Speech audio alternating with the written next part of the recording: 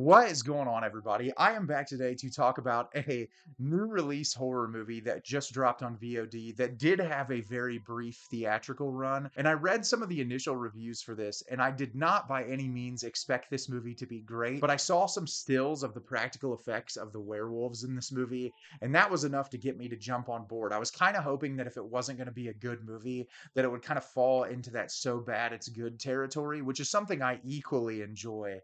And the movie I'm going to be talking about with you today is Werewolves. Werewolves is directed by Stephen C. Miller. A year after a supermoon's light activated a dormant gene, transforming humans into bloodthirsty werewolves and causing nearly 1 billion deaths, the nightmare resurfaces as the supermoon rises again. Two scientists attempt to stop the mutation but fail, leaving those exposed to the moonlight to once again become feral werewolves. Chaos engulfs the streets, and scientists struggle to reach one of their family homes, now under siege by the savage creatures. So, I was really excited to watch this movie because, like I said, even if it's not going to be a good movie, I was hoping to find some level of entertainment value in it. And it's not a good movie, but it is incredibly entertaining. And there's a lot of things about it I respect, despite the fact that I think the movie is really corny, and I think that it could have used a lot of editing in the script to make something truly great. But this movie has some moments of really excellent greatness that I'm excited to talk about,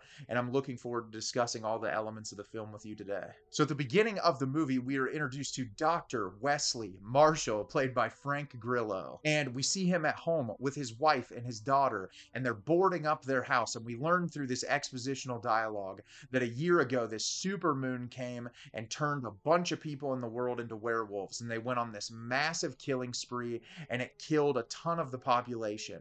And so scientists have predicted that this supermoon is going to happen again. And so what they're doing is they're having everyone in the world take these intense precautionary measures to make sure that it doesn't happen to that scale. And our leading scientist has left his family at home to kind of blockade the entire house because he has been brought on by this government organization to study 3 volunteers that are going to try to get this chemical put into their system to hopefully stop the supermoon from taking over. And they hope that when this happens in the future, that they can give this to people to prevent it from happening. Of course, we get there, they do the experiment. At first, everything seems to be okay. Then it goes horribly awry. Werewolves start to attack the town, and they start to go after our lead character's family. And the entirety of the film is our lead character trying to get back home to his family to ensure that they don't get killed. So like I said, this movie is not great by any means, but it is very, very entertaining. And I'm going to start with all the positives in the movie. The practical effects in this are awesome. The way that the werewolves look, some of the corny attention to detail with like some of the werewolves wearing earrings, little different things that just bring a lot of charm to the movie. It felt like something you'd see on TV in the 1980s or on the Sci-Fi Channel, which is something I can really appreciate. I feel like a lot of the fight scenes and a lot of the violence was really entertaining, and I really like that it's practical, because this company could have just gone full-blown CGI and then it would have just been a terrible mess.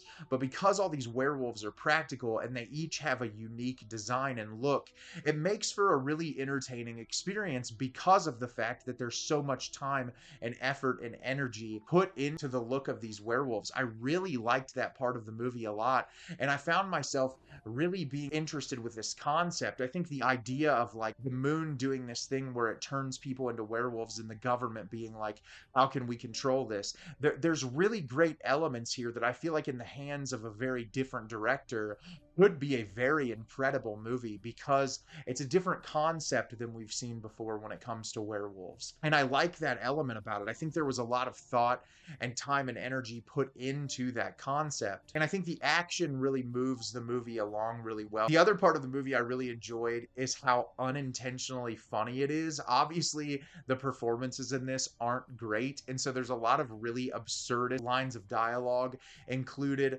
aside with some people delivering delivering like action movie one-liners that are just completely and totally fantastic to witness firsthand. There were so many moments I was cackling so hard that I almost cried because of just the ineptitude of some of the line delivery. And that's the other part of what made this movie so enjoyable is like you have all these cool werewolf designs and these really fun action sequences accompanied by just really horrible acting and some baffling decision making from some of the characters. One of the things about horror movies, and if you've watched a lot of horror, you know, people are going to make dumb decisions. It's just a part of watching horror movies. It's what makes it so entertaining is that people make really stupid decisions. And this movie is no exception. The characters make absolutely baffling, dumb decisions that it's just kind of interesting to watch what's going to happen after they make those decisions. Another thing about this movie, the ineptitude of the camera work. There are so many lens flares in this movie. It's like somebody watched J.J. Abrams' work and was like, I just want to copy this exactly, but take it to an even more extreme degree. And I'm telling you, the lens flares in this movie are blinding. There's a scene towards like the beginning of the movie where there's light pouring into the house and it's just every window is completely blown out. And you're just like, oh my God, I can't even stare at the screen because it's so bright. And you could tell this cinematographer probably hasn't done a ton or just didn't work well with the lighting department, or it was an intentional choice from the director. Whichever thing it might be, it just felt very inept, unfortunately. But it did add an enjoyable factor to kind of count the lens flares and see how many times that they could do that throughout the movie. Frank Grillo was just, he was giving it 110%. This guy was legitimately, some of the line deliveries, there's this really great moment towards the end where he's driving his car into these werewolves and he's just swearing profusely in the most like comedic way imaginable. It just doesn't really make sense why he's doing it at that particular moment, but it's great. I loved it. There's like so many quippy one-liners that are things that I love in So Bad It's Good movies, and I could see myself revisiting this just to get those moments again because I don't feel like there are a lot of So Bad It's Good movies anymore. And this doesn't completely fall into that territory because this movie suffers from pretty poor pacing. There are a lot of moments in this movie that just feel incredibly unnecessary, that really hang around a little bit too long, that don't make the movie a satisfying viewing experience as a whole. Because of that, I just wish that there were some tweaks to kind of streamline it a little bit more. Like this is an hour and 34 minutes, somewhere around that time frame. They could have chunked 10 or 15 minutes off of it and it would have been just as entertaining, if not more so. So that makes it, that kind of pulls it away from being a great So Bad It's Good movie. But there are a ton of really respectable elements. Like I said, I really love the practical effects. The creature design is so cool. There's a lot of really great violent moments and like action sequences.